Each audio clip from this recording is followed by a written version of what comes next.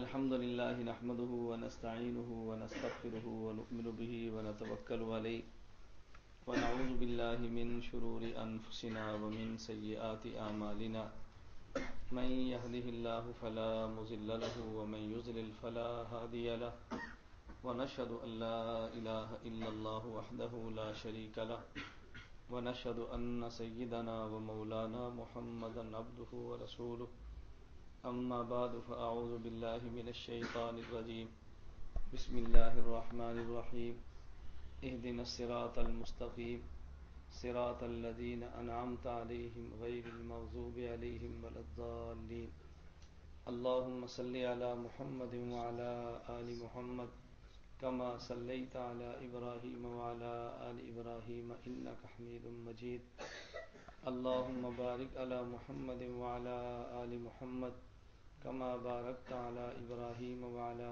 آل إبراهيم إنك حميد مجيد. اللہ رب العزت ایسی کریم ذات ہے کہ جو چیزیں عطا فرمانا چاہیں اس کے مانگنے کا مضمون بھی بندوں کو عطا فرماتے ہیں. اللہ رب العزت جو چیزیں اور جو نعمتیں اپنے بندوں کو دینا چاہیں اس نعمت کے مانگنے کا مضمون بھی عطا فرماتے ہیں.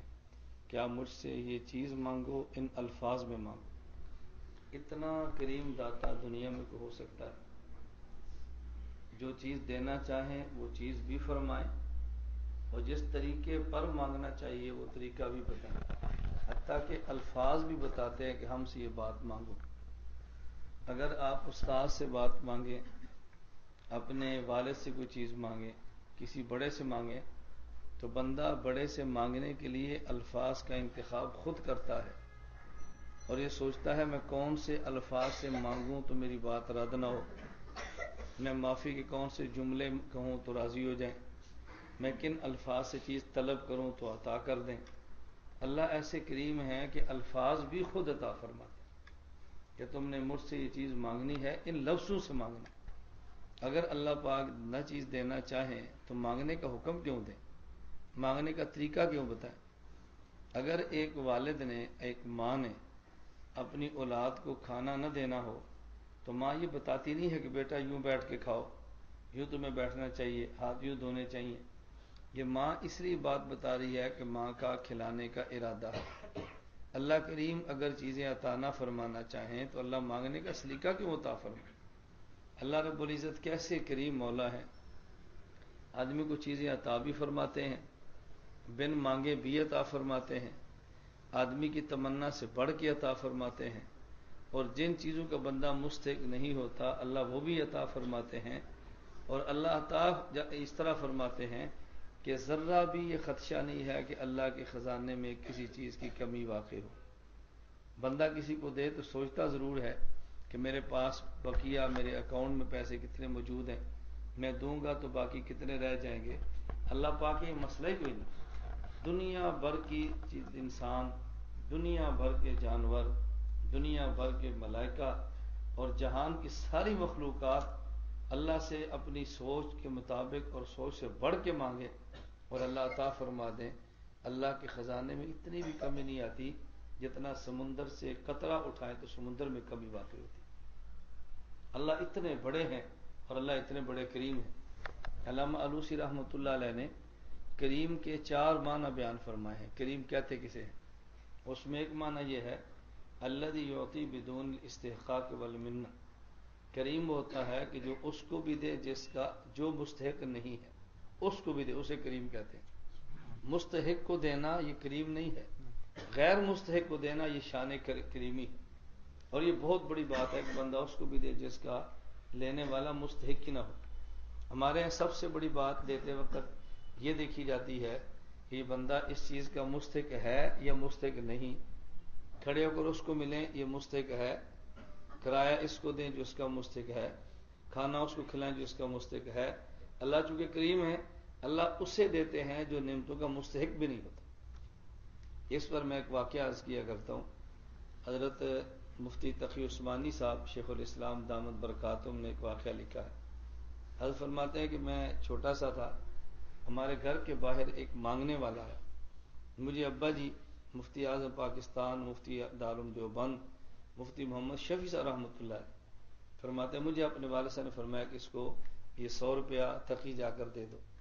تو میں نے ابا جی سے کہا کہ یہ تو مستحق نہیں ہے جو مانگنے والا ہے، تو ہے بھی ہٹا گٹا ہے، کما سکتا ہے، کھا سکتا ہے، اور آپ کہتے ہیں اس کو 100 روپیہ دے دو. فرماتے ہیں مجھے ابا جی فرمانے لگے بیٹا اگر استحقاق کی بات ہوتی تو ہمیں اللہ ایک گھونٹ پانی بھی نہ دیتا.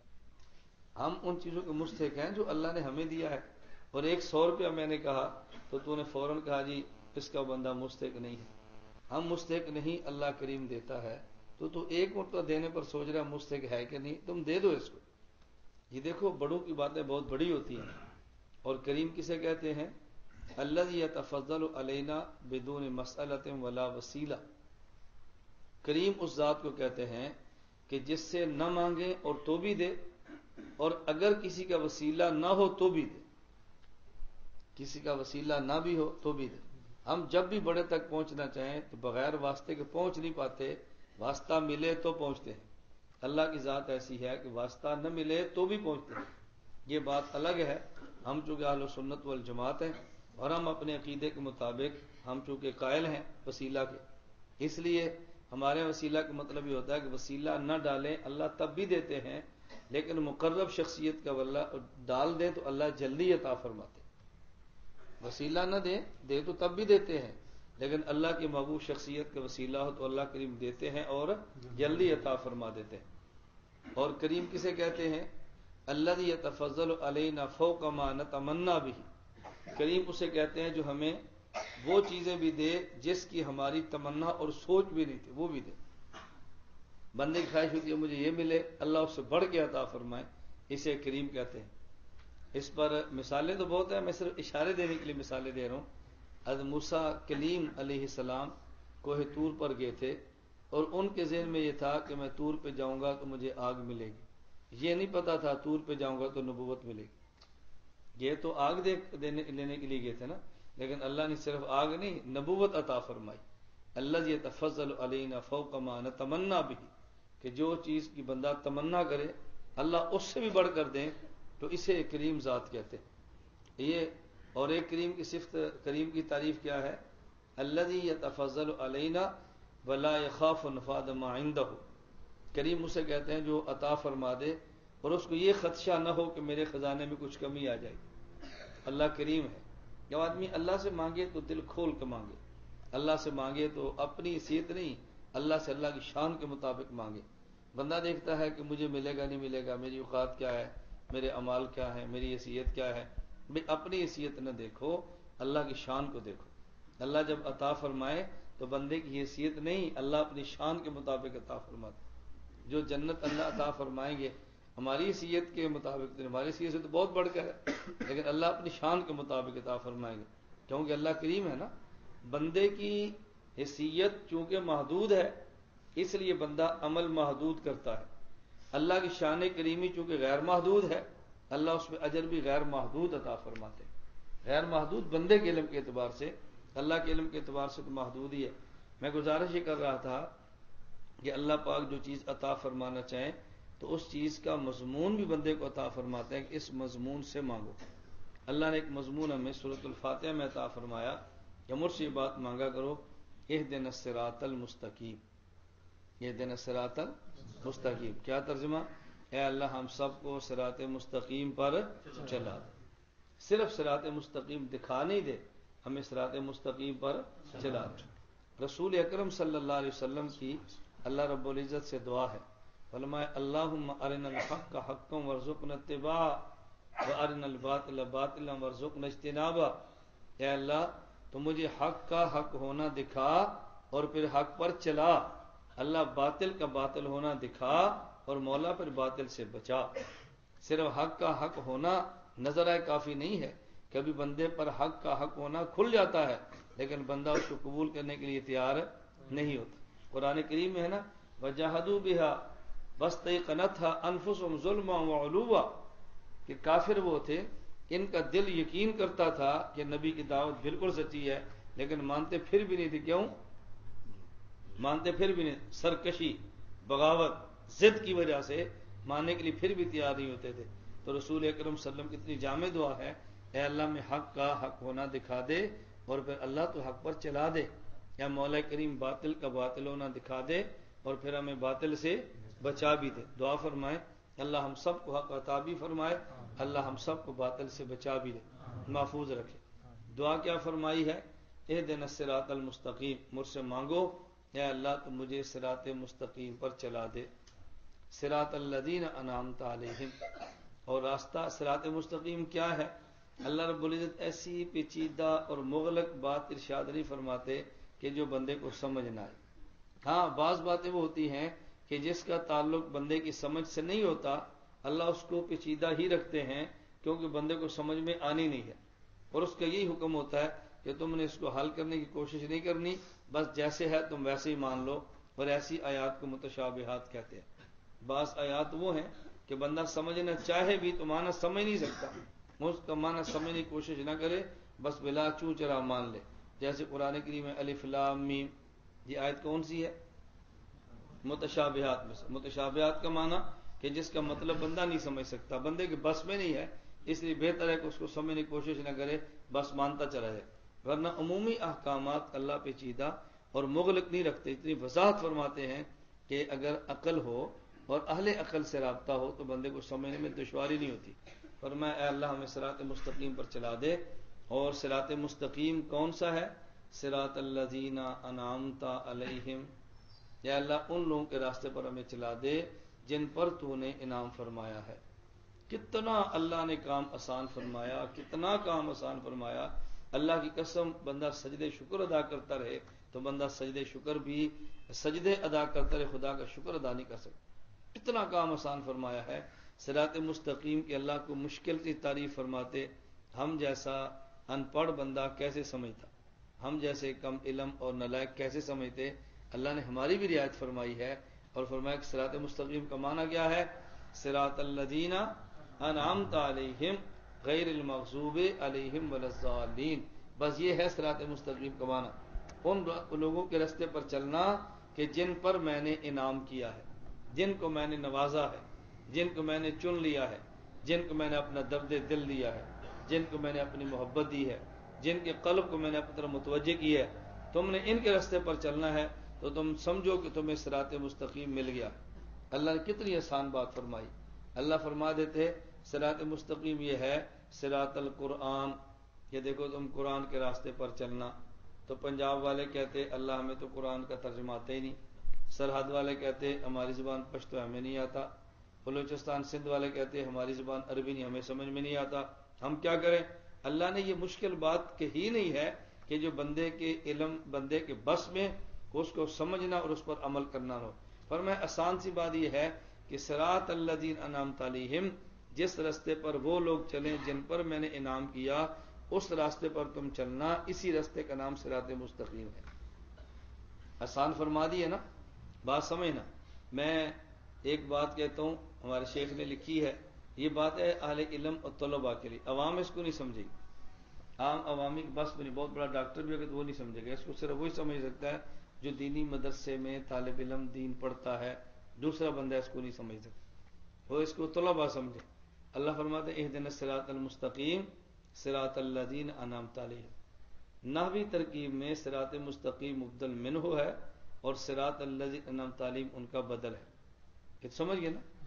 نحوی ترکیب میں صراط مستقیم کیا ہے؟ مبدل منہ، اور صراط الذین انعمت علیہم کیا ہے؟ بدل۔ اچھا، اور مبدل منہ اور بدل کی ترکیب میں ضابطہ تمام نحویوں کا یہ ہے، اس میں مبدل منہ مقصود نہیں ہوتا، بدل مقصود ہوتا ہے۔ جاءنی زید اخوک، جاءنی زید اخوہ، میرے پاس زید آیا، یعنی زید کا بھائی آیا، مراد زید ہے، زید کا بھائی ہے، بات سمجھنا۔ تو یہ جو مبدل منہ اور بدل والی ترکیب ہوتی ہے، ترکیب میں بدل میں مبدل منہ مقصود نہیں ہوتا، کون مقصود ہوتا ہے؟ اور مبدل منہ تو زائد چیز ہوتی ہے۔ اب بتاؤ اللہ کے کلام میں ہو سکتا ہے اللہ ایک ایسا لفظ ارشاد فرمائے جو مقصود ہی نہ ہو؟ یہ تو بلاغت کے خلاف ہے نا، ایسی بات اب کریں کہ جو بات مقصود ہی نہ ہو بلکہ بات دوسری کریں، یہ بلاغت کے خلاف ہے، نحوی اس پر خاموش ہیں۔ حکیم الامت مولانا شریف علی تھانوی رحمۃ اللہ علیہ نے تفسیر بیان القرآن میں حاشیے پر مسائل السلوک کے تحت اس کا جواب دیا۔ حکیم الامت تھانوی میں اس لیے کہتا ہوں اگر آپ 10 تفاسیر کھولیں اور کسی مسئلے پر الجھن ہو اور حل نہ ہو پھر حکیم الامت تھانوی کی آپ تفسیر کھولیں، آپ دیکھنا الجھن حل کیسی ہوتی ہے۔ عجیب تفسیر ہے حکیم الامت تھانوی رحمۃ اللہ علیہ، واللہ عجیب تفسیر ہے۔ حضرت تھانوی رحمۃ اللہ لکھی عوام کے لیے ہے اور سمجھنی علماء کے لیے مشکل ہے۔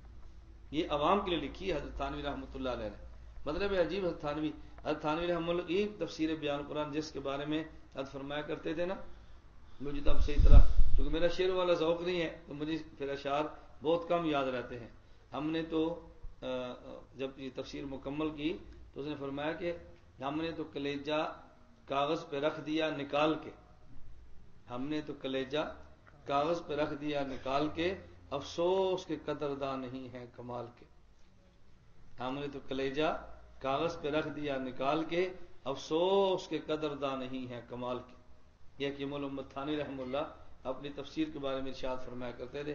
یہ بیان تھانوی کا جواب سنو، فرمایا اس میں کوئی شک نہیں ہے کہ ترکیب بدل میں مبدل منہ مقصود نہیں ہوتا، بدل مقصود ہوتا ہے، اس لیے اللہ پاک نے مبدل منہ صرف صراط ذکر نہیں کیا بلکہ صراط کی صفت مستقیم بھی فرما دی ہے تاکہ مبدل منہ بھی مقصود بن جائے۔ نہیں سمجھے؟ یہ نہیں فرمایا اہدنا صراط الذین، یہ صراط بدل صراط سے ہے، یہ مستقیم درمیان میں مبدل منہ کی صفت ہے کہ دیکھو صراط الذین وہ ہوگا جو تمہیں استقامت کی لائن پہ چلا دے گا۔ اللہ نے مبدل منہ کی صفت ذکر کر کے مبدل منہ کو مقصود بنا دیا ہے اور کلام نحو کو توڑ کے رکھ دیا۔ نحویوں کے ضابطے جواب دے گے، کہتے ہیں مبدل منہ مقصود نہیں ہوتا، مبدل منہ بھی ہے اور مقصود بھی ہے، مقصود بنانے کی صفت کا اضافہ فرما دیا۔ اب ظاہر ہے جو بندہ اس فن کا نہیں ہے اس کو اس فن کا مزہ، اس کو اس کا مزہ نہیں آ سکتا۔ اس کا مزہ اسے آتا ہے جو اس فن کا بندہ ہوتا ہے۔ آپ نے سنا ہوگا واقعہ، ایک آدمی تھا تو وہ گیا شاعری سیکھنے کے لیے، شاعری سیکھی، کلام اس نے سیکھ لیا، تو اب اس کو استاد نے کہا کہ تمہیں تو شاعری سکھائی ہے نا، تو یہ شعر لے کر جا جو میں نے شعر تجھے سمجھایا، یہ شعر بڑا، اس نے کہا بیٹا یہ شعر جو میں نے تجھے سمجھایا ہے یہ لے کر جا، یہ اس دور میں کہا، اس نے کہا یہ ₹1,00,000 کا شعر ہے، جاؤ ذرا مارکیٹ میں۔ اس نے وہ شعر لکھا اور بازار چلا گیا اور اس نے آلو والے سے 5 کلو آلو لے لیے۔ جب اس نے کہا پیسے، اس نے شعر سنا دیا۔ اس نے کہا یار شعر نہیں، ہمیں 5 کلو کے آلو کے پیسے دو۔ اس نے کہا یہ استاد کے تو ₹1,00,000 کا شعر ہے اور اس میں تو 5 کلو آلو نہیں آتے۔ وہ پھر ایک اور دکان پہ گیا، وہاں سے اس نے جا کر جوتے لیے، انہوں نے کہا یہ پیسے، اس نے شعر سنا دیا۔ انہوں نے کہا شعر نہیں پیسے دو۔ اس نے کہا استاد کے تو ₹1,00,000 کا شعر ہے اور یہ تو اس پر تو جوتا بھی ایک نہیں مل رہا۔ وہ استاد کی خدمت میں گیا، اس نے کہا استاد جی آپ فرماتے ₹1,00,000 کا شعر ہے اور اس پر تو 5 کلو آلو کوئی نہیں دیتا۔ استاد نے پوچھا کہاں گئے تھے؟ اس نے کہا جی سبزی فروش کی دکان پہ۔ اس نے کہا بیٹا سبزی فروش کو کیا پتا شعر کی قیمت کیا ہوتی ہے؟ کہاں گئے تھے؟ جوتے کی دکان پہ۔ جوتے والوں کو کیا پتا شعر کی قیمت کیا ہوتی ہے؟ یہ شعر بادشاہ کے دربار میں پڑھنا جا کے جہاں شعراء بیٹھے، پھر دیکھنا تجھے بادشاہ شعر پہ کیا دیتا۔ تو شعر کی قدر تو شاعر جانتا ہے نا، جوہر کی قیمت کون جانتا ہے؟ جوہر ہی جانتا ہے۔ تو علم کی قیمت کون جانے گا؟ عالم جانے گا۔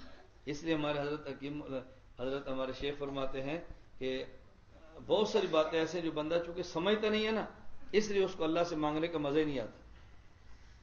بھئی سمجھے گا تو مانگے گا نا، جب اس کو سمجھ نہیں آتی ہے تو مانگے گا کیسے؟ اس کو پتہ نہیں کریم کہتے کسے ہیں، اس کو پتہ نہیں صدیق کیسے کسے ہیں، اس کو پتہ نہیں ولی کہتے کسے ہیں، تو مانگے گا کیسے؟ سمجھے گا تو مانگے گا نا۔ اس پہ ہمارے شیخ نے بڑی عجیب مثال دی، فرمایا کہ بچہ ہو اور 6-7 سال کا ہو، چلو 10 سال کا ہو، 8 سال کا ہو، 6-7 سال کا بچہ کھیل لو، باپ اس کی تیری شادی کرنی ہے، وہ پوچھے گا ابا شادی کریں گے تو میں کیا کروں گا؟ وہ کہے تجھے مکان دینا پڑے گا، تجھے اپنی بیوی کپڑے دینے پڑیں گے، تجھے روٹی لا کے دینے پڑے گی۔ اس نے کہا میں نے شادی نہیں کرنی، جو اس کو شادی کا مطلب نہیں پتا نا۔ اور اگر یہ 18 سال کو شادی کرنی ہے پھر اس نے ابا کان میں کہنا ابا کدو کرنی ہے، پتہ نہیں ہے نا۔ ہمارے یہاں ہوتے تھے قاری عبد القدیر شہید، دنیا چلے گئے، اللہ کے درجات بلند فرمائے۔ جب یہاں کچھ بھی نہیں تھا وہ اس وقت کے میرے ساتھی، جب یہاں کچھ بھی نہیں تھا اس وقت کے میرے ساتھی، مجھ پر کیس ہوتے میں دوڑا رہتا اور یہاں گھر میں خدمت وہ کرتے تھے، یہاں گوبر تھاپنا اور ہمارے گھر لے کر جانا، بالن توڑنا لکڑیاں اور گھر لے کر ہمارے گھر کے کام بھی وہ کرتے. بہت اتنا شریف اور نفس آدمی میں نے زندگی میں نہیں دیکھا.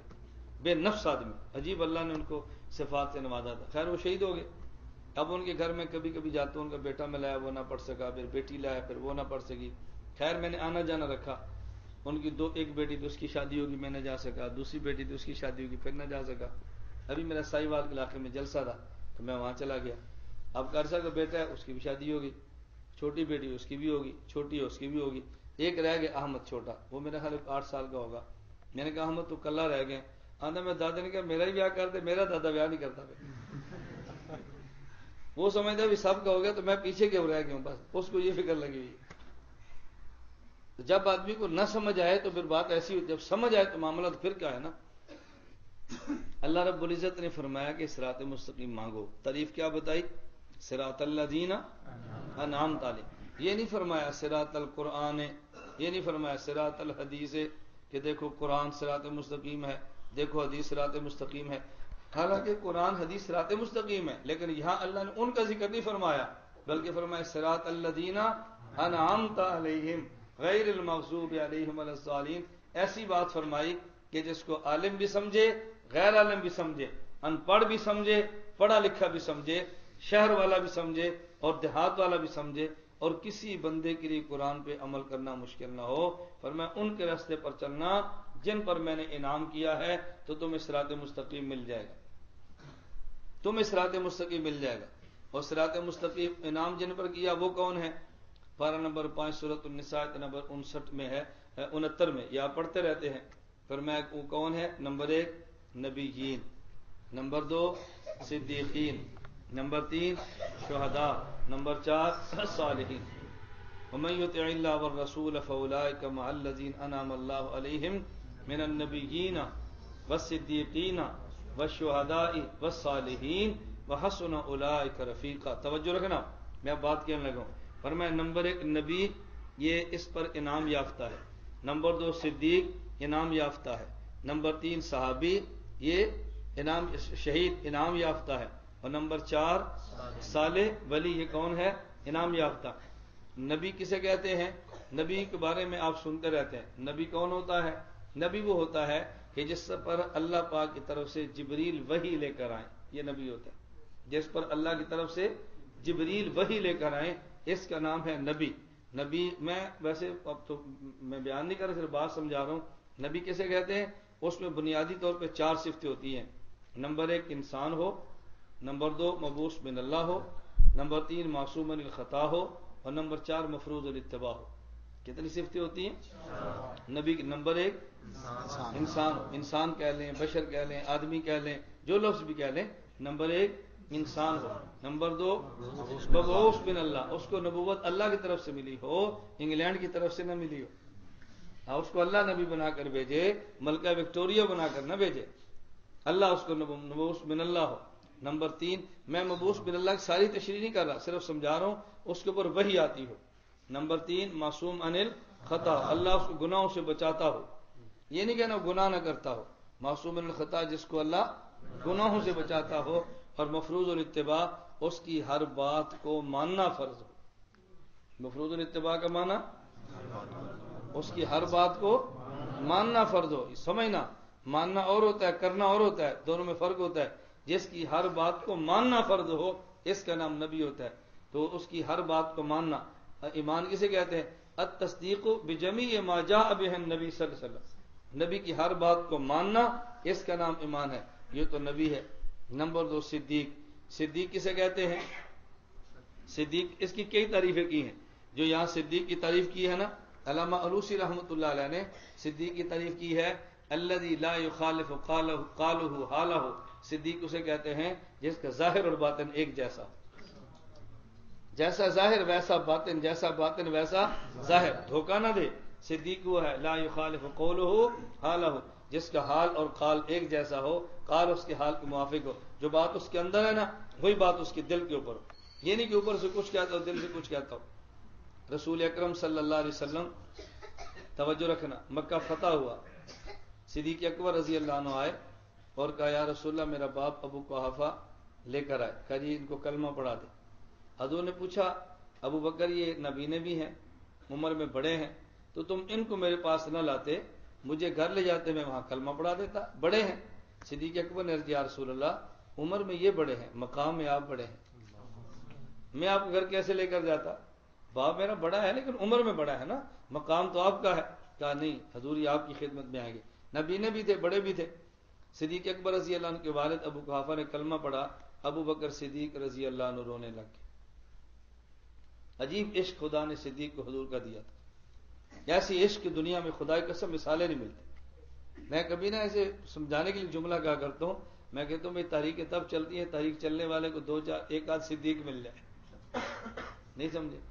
تاریخ چلانے والے کو ایک آدھ صدیق مل جائے، تاریخ جب چلتی ہے اپنی ہر چیز اس پہ فدا کر دے، جب تک ایسے بندے نہ ملے تاریخیں کبھی نہیں چلتی۔ صدیق اکبر رضی اللہ عنہ رونے لگے۔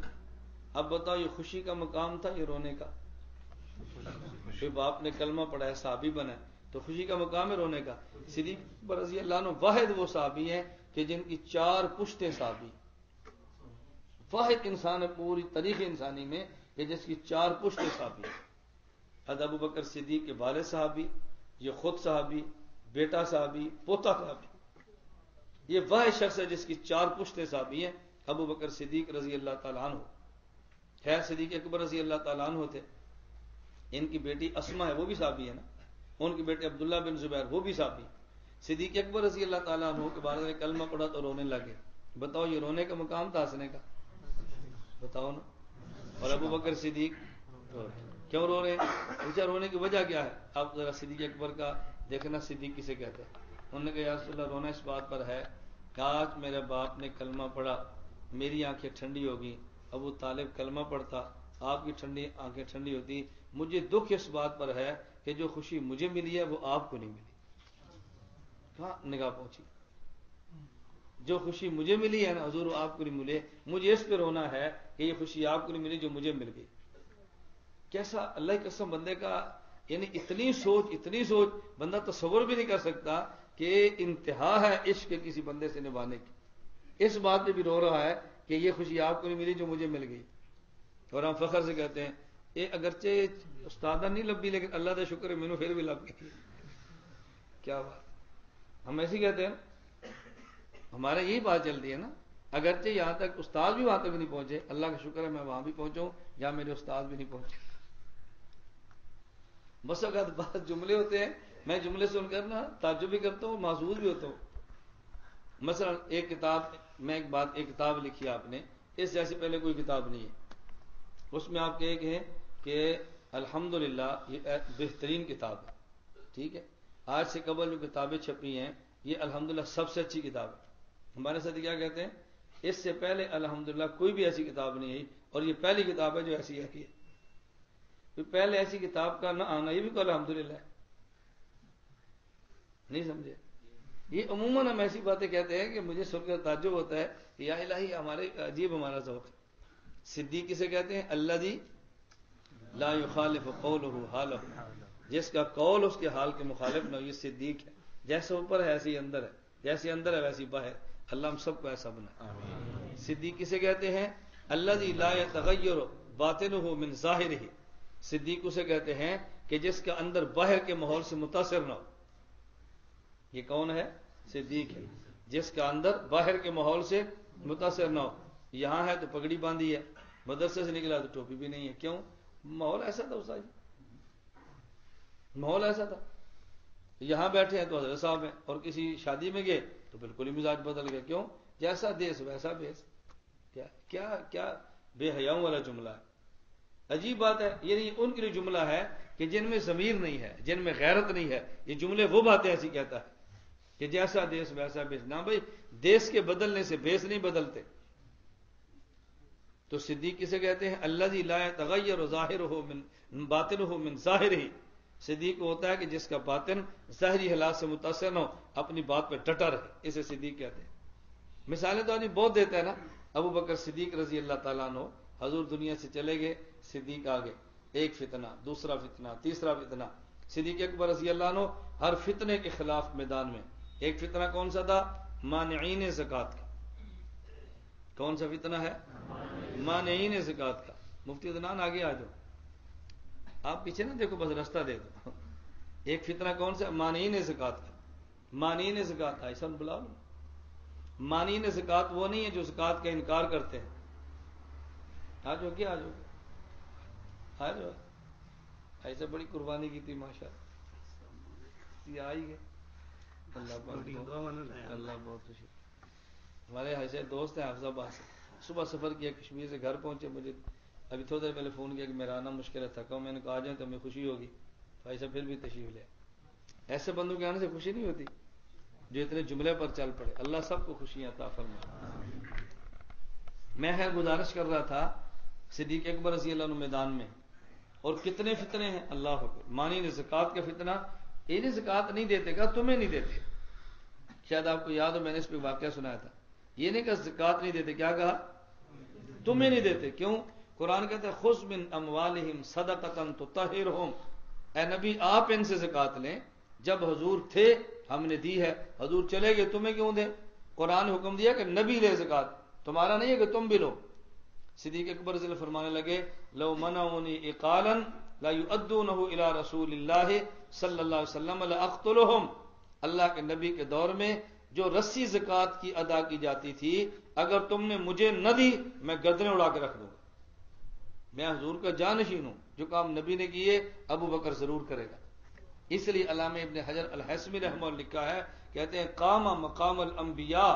زمانہ ارتداد میں صدیق ایسے مقام پہ کھڑے تھے جہاں کھڑا ہونا نبی کا کام ہے. یعنی پوری دنیا مخالف ہو جائے اور بندہ کھڑا ہو جائے, یہ کس کا کام ہے؟ یہ نبی کا کام ہے. حضرت عمر رضی اللہ عنہ جیسے جری انسان نے بھی کہا ابو بکر بہت فتنے ہیں, بہت فتنے ہیں, اس کو مؤخر کرو, باقی سر کو بھی کر لو. ابو بکر فرمانے لگے نہ عمر یہ نہیں ہو سکتا.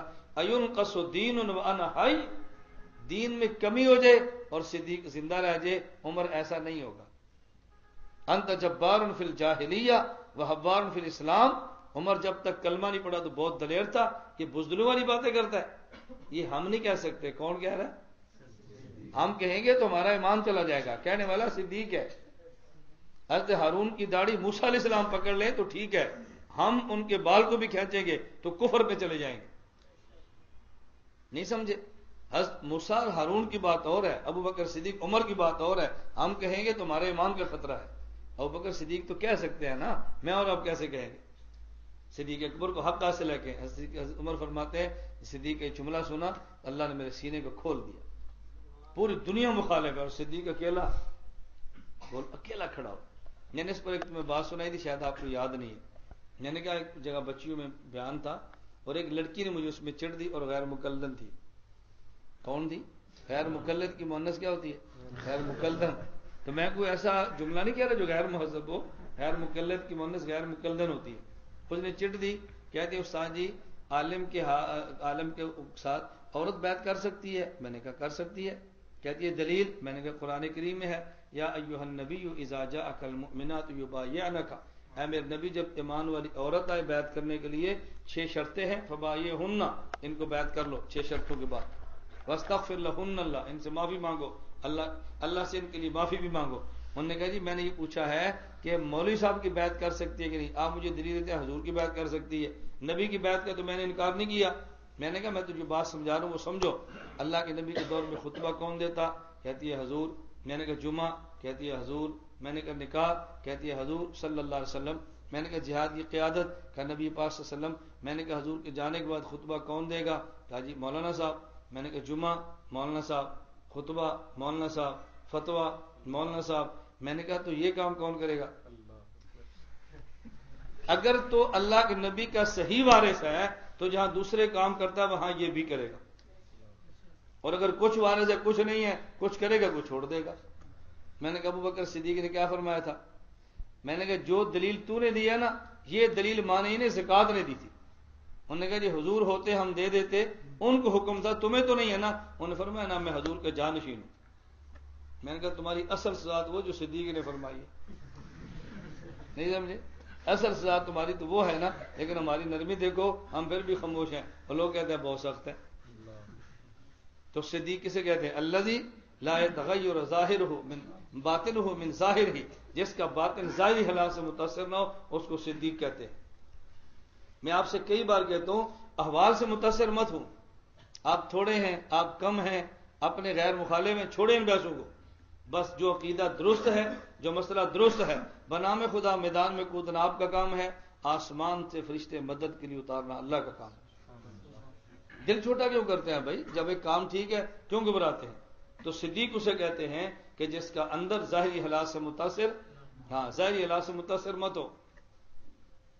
صحابہ تو سارے صدیق تھے نا. ابو بکر صدیق اکبر تھے رضی اللہ.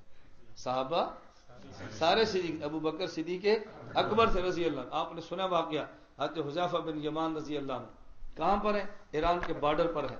مذاکرات ہو رہے ہیں، فوجوں لڑنے کے لیے گئے ہیں جہاد کے لیے، اور مذاکرات ہو رہے ہیں. سامنے وہ جرنیل بیٹھے ہیں، کھانا کھانے لگے، دسترخوان ایک لقمہ زمین پہ گرا. حضرت حذیفہ بن یمان رضی اللہ عنہ صاحب سر رسول اللہ، حضور پاک کے رازدان تھے. حضور نے اپنے رازدان رکھے تھے. یہ پیغمبر کی سنت ہے، بعضوں سے خصوصی مشورے کرنا، کسی کو اپنا رازدار رکھنا، یہ نبی کی سنت ہے.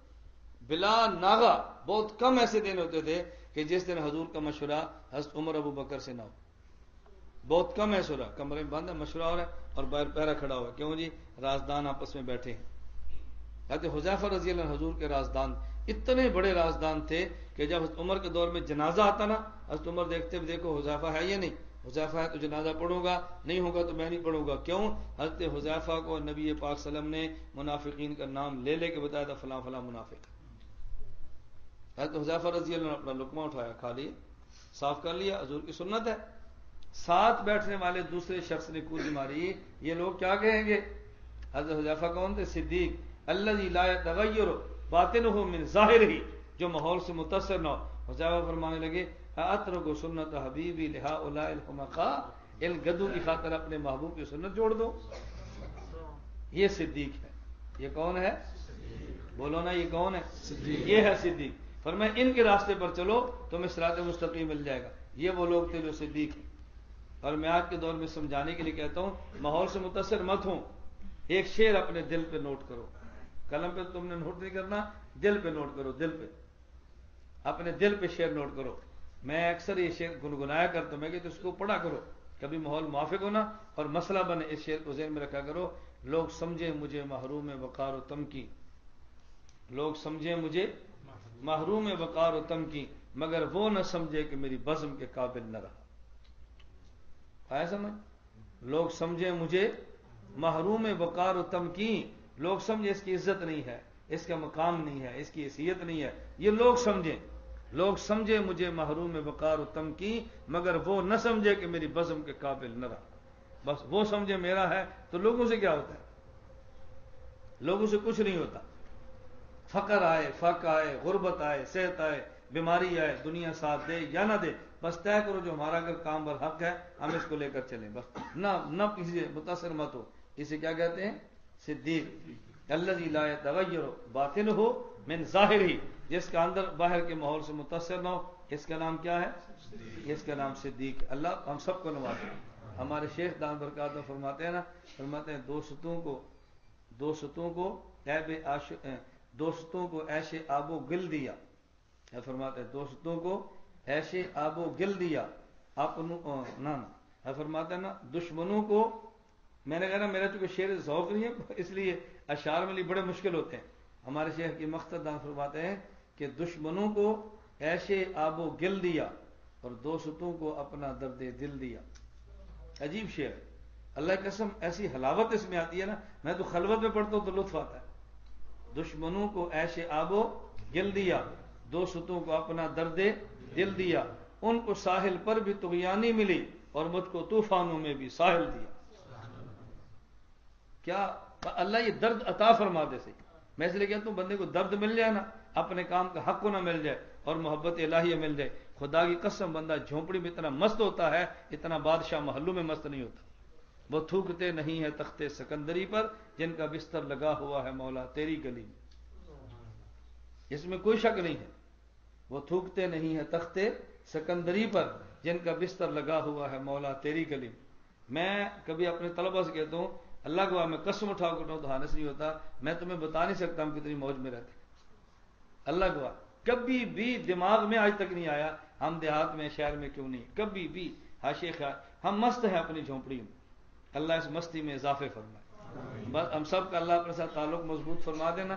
بس پھر بندہ اس مستی میں جیتا ہے کہ دنیا والے اس مستی کو سمجھ نہیں سکتے کہ ان کے اوپر مستی چھائی کون سی ہے، ان کے اوپر کون سی مستی چاہیے. پھر دنیا کے حالات سے متاثر وہ نہیں ہوتے، کبھی بھی متاثر نہیں، نہ ان کا دل متاثر ہوتا ہے، ان کے دل میں غیر کی حیبت آتی ہی نہیں. اللہ اپنی محبت عطا فرمائے ہم سب کو، اللہ ہم سب کو اپنی محبت عطا فرمائے. جگر بڑا مشہور شاعر گزرا ہے، آپ نے سنا ہوگا، جگر بڑا مشہور شاعر. اور جگر کا ایک شعر ہے، اللہ کرے مجھے پورا یاد ہے، جیسے میں پڑھتا ہوں پھر بھول جاتا ہے. میں نے کہا نا ذوق نہیں. آپ نے سنا کہ میں ایک شعر 20 تقریر میں ایک ہی شعر پڑھتا رہتا، جو کہ مزاج نہیں ہے، ذوق نہیں ہے، بھول جاتا ہے. تو جگر کا ایک بڑا معروف شعر ہے، اس نے کہا تھا میرے کمال عشق کا، میرے عشق کا بس، میرے عشق کا، میرے ذہن میں اللہ کرے آ جائے. جگر کا شعر یہ تھا کہ میرا کمال عشق بس اتنا ہے اے جگر، توجہ رکھنا، میرا کمال عشق بس اتنا ہے اے جگر، وہ مجھ پہ چھا گئے میں زمانے پہ چھا گیا. میرا کمال عشق بس اتنا ہے اے جگر، وہ مجھ پہ چھا گئے میں زمانے پہ چھا گیا. اسے صدیق کہتے ہیں. اسے کیا کہتے ہیں؟ بس اللہ کی محبت دل میں آئی، پھر غیروں سے متاثر نہیں ہے، یہ غیروں پہ چھاتا ہے، اس کا نام صدیق ہے. اللہ میں باس حضور نے فرمایا نا، یا ایھا الناس قد اضلکم شہر رمضان. حضور نے نہیں فرمایا یا ایھا الناس قد اتاکم شہر رمضان، فرمایا قد اضلکم شہر رمضان. بعض آتے ہیں چلے جاتے ہیں، بعض آتے ہیں اور چھا جاتے ہیں. اللہ ہم سب کو بات سمجھنے کی توفیق عطا فرمائے. تو یہ کون ہے؟ ہاں یہ صدیق ہے. فرمایا نبی کا راستہ صراط مستقیم ہے، اور صدیق کا راستہ صدیق کا راستہ بھی صراط مستقیم ہے. اللہ ہم سب کو صدیقین کے نقش قدم پہ چلنے کی توفیق عطا فرمائے. تو صدیق کیا ہے کا معنی کیا میں نے بیان کیا؟ الذی لا یخالف قولہ حالہ، جس کا حال اور قول آپس میں، حال اور قال برابر ہو. نمبر 2 الذی لا یتغیر باطنہ من ظاہرہ، کہ جس کا ظاہری حالات سے باطن متاثر نہ ہو. اسے کیا کہتے ہیں؟ اسے صدیق کہتے ہیں. اللہ میں سمجھ نہیں. اس کے بعد کیا ہے؟ شہاد. شہید کا معنی چونکہ معنی بہت آسان ہے نا، اس کی میں لمبی تشریح نہیں کر رہا. شہید اسے کہتے ہیں جو اللہ کی محبت میں جان دے دے. سب سے آخری چیز کیا ہوتی ہے؟ اللہ کی محبت میں جان دے دیتا ہے، اس کا نام شہید ہے. جب وہ جان دیتا ہے اللہ اس کو ابدی حیات دے دیتا ہے. اس نے جان دی ہے نا، اللہ پہ جان کی قدر بھی کرتا ہے، اللہ اس کو پھر حیات عطا فرما دیتے ہیں. اس کے بعد ہے صالحین. ولی کسے کہتے ہیں؟ اس سے خطائیں تو ہو جاتی ہیں، ولی اسے کہتے ہیں اللہ اس کو ایسی سلامت تب عطا فرمائے وہ گناہوں سے نفرت کرتا ہے. بس گناہ ہو جائے گناہوں سے نفرت کرتا ہے، فوراً توبہ کرتا ہے. فوراً گناہ کر کے بندے کو ندامت کہ میں نے گناہ کیا ہے، یہ سمجھے اللہ کا مقبول بندہ ہے. اور گناہ کر کے فخر کرے، یہ سمجھے خدا کا مردود بندہ ہے. مجھے بہت خوشی ہوئی، ہمارے ایک عزیز تھے امریکہ میں تھے، واپس آئے تو مسئلہ پوچھنے مجھے بہت خوشی ہوئی. انہوں نے کہا جی مولانا ہم امریکہ میں ہیں، اور ہمارا یہ جیسے سی این جی یہاں پر ہوتا ہے نا، اس طرح ہمارے اسٹیشن ہے، اور اس کے اوپر ہماری وہ جہاں ٹک شاپ ہوتی ہے، ہماری یہاں پر دکانیں بھی ہیں. لیکن مجبوری ہے کہ اس میں شراب رکھنا پڑتا ہے، خنزیر چیزیں بنی رکھنی پڑتی ہیں، نہیں رکھتے ہیں تو کام نہیں چلتا. اور خدا کو ہم پریشان بھی بہت ہیں، متبادل کاروبار بھی تلاش کرتے ہیں، اور اس سے ہم ڈرتے بھی بہت ہیں. اب بتائیں کیا کریں؟ میں نے دل میں کہا یہ پکا مومن ہے. یہ کون ہے؟ کیوں؟ نبی پاک نے پوچھا حضور مومن کون ہے؟ فرمایا جب تجھے تیرا گناہ برا لگے اور تیری نیکی اچھی لگے، اس کا معنی کہ تو ایمان والا ہے. جب بندے کو احساس ہونا کہ میرا گناہ ہے، گناہ پھر بندہ سمجھے ایمان والا ہے. اور جب یہ احساس ہو جائے، گناہ کے احساس ختم ہو جائے، پھر معاملہ بہت مشکل ہے. اب میں بات ختم کرتا ہوں. اللہ فرماتا ہے کہ مجھ سے صراط مستقیم حکم دیا نا، صراط مستقیم مانگو. صراط مستقیم کون سا ہے؟ نبیوں کا، صحابہ کا، شہداء کا اور اولیاء کا راستہ. آگے لفظ سنا، حسن اولئک رفیق. حسن اولئک رفیقا. بظاہر ہم ترجمہ کرتے ہیں حسن اولئک رفیقا کہ یہ بڑے اچھے رفیق ہیں، بڑے اچھے دوست ہیں، بڑے اچھے ہیں. مفسر اس کا معنی کیا ہے؟ یہ ہے تو حسنا لیکن بمعنی فعل تعجب کے ہے. ما احسن و احسن بھی، یہ معنی اس کا مطلب کیا ہے؟ یہ کیا ہی اچھے رفیق ہے. حسن اولئک رفیقا، یہ کیا ہی اچھے رفیق ہے. طلبہ سمجھے، اور میں آپ کی خدمت میں گزارش کرتا ہوں، یہ جملہ خبریہ صورتن ہے اور در حقیقت انشاء اور حکم ہے. اس کا معنی یہ ہے اگر تم نے ان کے صراط مستقیم پہ چلنا ہے تو ان کی رفاقت میں حسن اختیار کرو. ان کی اچھی رفاقتیں اختیار کرو. نہیں سمجھے؟ نبی، صحابی، شہید اور ولی، ان کی رفاقت میں حسن ہو. ان کی رفاقت میں حسن کا مطلب کیا ہے؟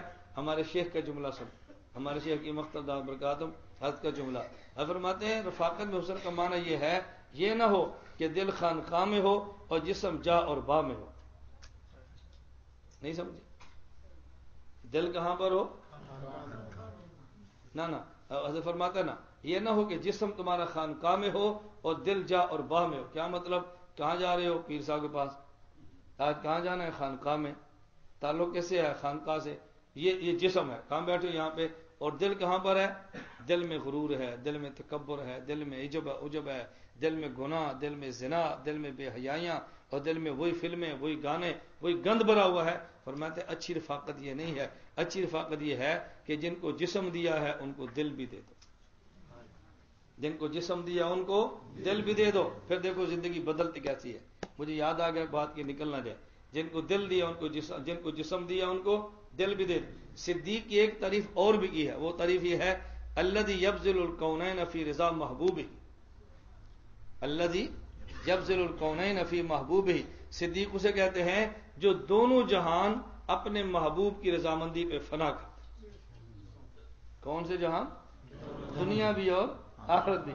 میں آواز پڑھ رہا تھا شیخ حکیم اختر دان برکاتہum جب فرماتے ہیں مجھ سے ایک عرب پوچھنے لگا، میں نے بیان عربی نے مجھ سے پوچھا کہ آدمی اللہ کی محبت میں دنیا فنا کر دے، دنیا فدا کر دے، یہ بات تو سمجھ آتی ہے. اللہ کی محبت میں آخرت بھی فدا کر دے، یہ بات ہمیں سمجھ نہیں آتی. بات سمجھ آ رہی؟ بھائی اللہ کی محبت میں جان دے دے، اللہ کی محبت میں دولت دے دے، اللہ کی محبت میں گھر دے دے، خدا کی محبت میں دنیا ساری لٹا دے، یہ تو سمجھ آتی ہے. اللہ کی محبت میں آخرت بھی لٹا دے، کیا یہ سمجھ نہیں آتی؟ حضرت فرمایا اس کا مطلب یہ ہے کہ تم نیک عمل کرو تو جنت کے لیے نہیں اللہ کے لیے کرو. اس کا معنی تم نے جنت بھی خدا کی محبت پر فدا کر دی. نیک عمل کرو کس کے لیے؟ جنت کے لیے نہیں. جنت کے لیے نیک عمل کرنا برا نہیں ہے، مطلوب ہے. لیکن صدیق کسے کہتے ہیں؟ جو نیک عمل جنت کی طلب میں نہیں خدا کی محبت میں کرتا ہے. حضرت علی رضی اللہ عنہ فرماتے تھے اگر میں اپنی آنکھوں سے ان زرت الجنت والنار مزددت ایمانا، فرماتے اگر میں اپنی آنکھوں سے جنت اور جہنم دیکھوں تو میرے ایمان میں اضافہ نہیں ہوگا، اس لیے کہ حضور کی صحبت کی برکت سے میرا ایمان وہاں تک پہنچ چکا ہے، مزید اضافے کی ضرورت مجھے دیکھنے سے نہیں ہوگی. میری گزارش سمجھے؟ شیخ فرمان لگے یہ اللہ نے میرے دل میں بات ڈالی، میں نے سوال کا جواب دے دیا اور بعد میں دیکھا تو مجھے یہ جواب حدیث میں مل گیا. یہ حدیث ہم پڑھتے رہتے ہیں. فرمایا مجھے حدیث میں ملا، نبی پاک صلی اللہ علیہ وسلم فرماتے ہیں اللہم انی اسألک الجنت ورضاک، اللہم انی اعوذ بک من سخطک والنار. اے اللہ مجھے اپنی رضا دے اور جنت دے. پہلے رضا ہے پھر جنت ہے. اللہ مجھے اپنی ناراضگی سے اور جہنم سے بچا. توجہ رکھنا، اصل تو مانگی ہے جنت. قیامت کے دن اللہ کی رضا کا مقام کون سا ہے؟ اصل تو مانگی ہے خدا کی رضا، اور رضا کا محل کیا ہے؟ جنت. اس لیے کہ اللہ اپنی رضا بھی دے دے اور اپنی رضا کا محل بھی دے دے جس کا نام جنت ہے. اللہ ہم سب کو بات سمجھنے کی توفیق عطا فرمائے. مجھے یاد ہے میں جامعہ امدادیہ درجہ رابعہ والے سال یا خامسہ والے سال پڑھتا، طالب علمی کے دوست. میں اپنے گاؤں میں آیا. ہمارے گاؤں کے ہمارے اپنے رشتہ دار ہیں جرمنی ہوتے تھے. اس وقت مجھے ملے تو شاید ان کا کہاں سے کوئی شکوک و شبہات لے کر آئے. انہوں نے میرے اوپر ایک شبہ پیدا کیا. یہ رابعہ خامسہ والے سال کی بات. مجھے کہنے لگے یہ سر سید کا شبہ تھا. اس نے کہا اس وقت مجھے بھی نہیں پتا سر سید کیا شبہات کیا ہیں، طالب علمی میں تھے. تو وہ کہنے لگے کہ مولانا سب سے بڑا عذاب اللہ کی ناراضگی ہے اور سب سے بڑا نعمت اللہ کی رضامندی ہے. جنت اور جہنم تو محض انسان کو ڈرانے اور لالچ دلانے کے لیے تاکہ نیک عمل کرتا رہے، ورنہ ان کا وجود نہیں ہے. اصل خوشی کی چیز کیا ہے؟ اللہ کی رضا. اور سب سے بڑی ناراضگی کیا؟ اللہ کا غضب. بس اصل یہی ہے. باقی بندے کو دنیا کو راغب کرنے کے لیے نا، جیسے ہم بچوں کو ٹافی دکھا دیتے ہیں، اس طرح اللہ نے جنت اور جہنم کا نام لیا ان کو ڈرانے دھمکانے اور ان کو ترغیب دلانے کے لیے. اصل یہ ہے. اب میں نے ظاہر قرآن سے نہیں جواب جیسے مانگا، میں اس جنت جہنم کو مان لیا نا، انکار تو نہیں کیا، کہہ رہا تھا لیکن ان کا وجود نہیں ہوگا، یہ صرف ترغیب اور ترہیب کے لیے ہے. میں نے فوراً اسے کہا، اللہ پاک نے دل میں ڈالا. میں نے کہا یہ بات بالکل آپ کی ٹھیک ہے. سب سے بڑی نعمت کا نام اللہ کی رضا ہے اور سب سے بڑی لعنت کا نام خدا کی ناراضگی ہے، لیکن اس کی نشانی کیا ہے؟ اس پر اللہ راضی ہے اور اس پر اللہ ناراض ہے۔ یہ رابعہ والے سال کی بات ہے، اس کی نشانی کیا ہے؟ کہتے ہیں ہمیں نہیں پتا۔ میں نے کہا اللہ کی سب سے بڑی نعمت کا نام رضا ہے اور اس کی نشانی کا نام جنت ہے۔ اللہ کی سب سے بڑی ناراضگی، اللہ کی سب سے بڑی لعنت کا نام ناراضگی ہے اور اس ناراضگی کی علامت جہنم ہے۔ جو جنت میں جائیں گے اس کا معنی اللہ راضی ہے، جو جہنم میں جائیں گے ان کا معنی اللہ ان سے ناراض ہے۔ میں پھر جامعہ امدادیہ گیا تو وہاں استاد مولانا زاہد صاحب، میں نے کہا استاد جی مجھ سے یہ سوال کیا ہے اور میں نے یہ جواب دیا، پر میں یہ جواب تمہارے بزرگوں نے لکھا ہوا ہے۔ ہمارے ایک سائی والے میں ساتھی ہے 2 سے صفدر شاہ، مجھے بہت خوشی ہوتی ہے۔ ابھی ان کا میرا بیان تھا، بیان سے فارغ ہوا تو مجھے فون کر کے مولانا جو آپ نے نقطہ بیان کی پڑھا ہے؟ میں نے کہا نہیں۔ اس نے کہا یہ نقطہ امام غزالی نے لکھا ہے۔ اور یہ عجیب اللہ شاہ نے میرے بیانات کو سنتے ہیں اور میرے بیانات کے جو نکات ہوتے ہیں نا وہ کتابوں سے نکال کے مجھے پھر بھجواتے ہیں حوالے لگا کے۔ یہ میں نے نقطہ بیان کیا تھا، وہ عجیب تھا۔ مجھے اس نے کہا ترجمان السنہ میں بدر عالم میٹھی رحمہ نے لکھا ہے، فلاں جگہ پہ سن لو۔ میں نے ایک اور نقطہ بیان کیا تو انہوں نے کہا یہ فارغ الحدیث میں لکھا ہے۔ میرا ایک نقطہ سنا تو مجھے کتاب بھجوا دی، کہا دیکھو اس کتاب میں بزرگوں نے لکھا ہے، یہ میں تمہیں کتاب ہی ہدیہ دیتا ہوں۔ میں نے کہا چلو اللہ پاک تمہیں جزائے خیر عطا فرمائے۔ اللہ پاک جب کام لے نا، پھر میں اس لیے بار بار کہتا ہوں اللہ مجھ سے بھی، اللہ آپ سے بھی کام لے، اللہ میں گناہوں سے بچا لے، اللہ میں اپنی محبت عطا فرما دے۔ آخری گزارش میں نے کیا کی ہے کہ دیکھو صراط مستقیم نام ہے اللہ کے نیک بندوں سے کہ رستے کا نام صراط مستقیم ہے، لیکن صرف ان کو جسم نہیں دینا، ان کو دل بھی۔ حسن اولئک رفیقہ کا معنی ان کی رفاقت اختیار کرو، لیکن رفاقت میں حسن ہے، دھوکہ مت دینا، دھوکہ مت دینا۔ میں بار بار کہتا ہوں دھوکہ مت دینا۔ مرید اس وقت برباد ہوتا ہے جب شیخ کو بھی چکر دیتا ہے۔ شیخ کے سامنے بالکل اپنے آپ کھول کے رکھ دو، یہ میرا گناہ ہے، یہ میرا جرم ہے، یہ میرا عیب ہے، یہ میں کنجر پنا کرتا ہوں، دیکھنا اللہ طہارت اور صفائی عطا فرمائیں گے۔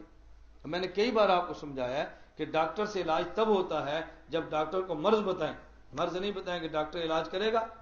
اور کم از کم شیخ کی حیثیت اپنی ماں والی سمجھ لو۔ اگر ماں کو پتا ہو میرے بیٹے کی شلوار میں پخانہ ہے تو ماں نفرت نہیں کرتی، پخانے کو صاف کر کے اپنے بیٹے سے محبت پھر بھی کرتی ہے۔ شیخ کو پتا چلے میرا بیٹا گناہ میں مبتلا ہے، وہ مرید سے نفرت نہیں کرتا، اس گناہ سے صاف کر کے اپنے مرید کو پاک کرنے کی فکر کرتا ہے۔ بھئی آپ نے دیکھا نا کبھی جب ہم چھوٹے تھے ہمارے ساتھ بھی ایسا تھا نا، شلواروں میں پخانے نکل دیے کہ نہیں؟ ماں نفرت کرتی ہے، میرے گھر سے نکل جاؤ، تو نے شلوار میں ٹٹی کیوں کی ہے؟ شیخ کبھی نہیں کہتا میری خانقاہ سے نکل جاؤ تو نے کیوں گناہ کیا۔ جس طرح ماں کو پتا چل جائے وہ پخانے صاف کر کے اپنے بیٹے سے، چونکہ پیار ہوتا ہے نا، وہ جلدی جلدی اس کو صاف کرتی ہے۔ شیخ کو پتا چلا میرا مرید گناہ میں ملوث ہے، وہ جلدی اس کو پاک کرنے کی کوشش کرتا ہے تاکہ اللہ کی ناراضگی سے بچے۔ تو جب اتنا اعتماد ہوگا تو بندہ گناہ بتائے گا نا، جب تک یہ نہیں ہوگا تو میں نے حضرت کو بتا دیا تو پھر کیا بنے گا؟ بھئی اتنا بھی اعتماد ہے، تم نے شیخ مانا کیوں ہے؟ اسی وجہ سے بندے کے گناہ صاف نہیں ہوتے، اسی وجہ سے بندے کا تزکیہ نہیں ہوتا کہ اپنے باطن کو کھول کے رکھتے نہیں۔ رسمی تعلق کے نتائج رسمی ہوتے ہیں، اور حسن اولئک رفیقہ تو پھر تعلق وہی ملتے ہیں جو اللہ چاہتا ہے۔ دعا فرمائیں اللہ ہم سب کی اصلاح فرما دے، اللہ میں تزکیہ اور طہارت عطا فرما دے، اللہ اپنے اولیاء کے ساتھ ہمیں سچی اور خالص محبت عطا فرمائے۔ وآخر دعوانا الحمدللہ۔